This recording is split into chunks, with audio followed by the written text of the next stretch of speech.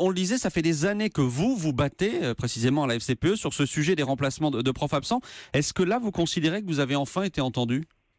Écoutez, en tout cas, la FCPE va continuer ce combat acharné que nous menons depuis des années pour qu'il y ait effectivement un remplacement systématique et il faut surtout qu'il y ait une véritable transparence sur les dispositifs que le ministère va mettre en place pour qu'il y ait véritablement des enseignants devant élèves.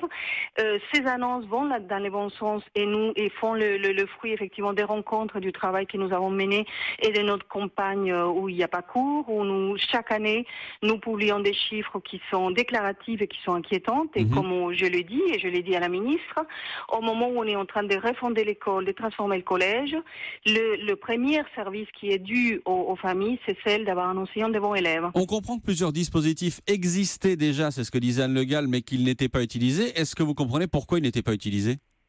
Écoutez, nous pensons effectivement qu'il y a là une espèce de distorsion entre les dispositifs et ce qui a été voté, ce qui doit être mis en place dans les établissements.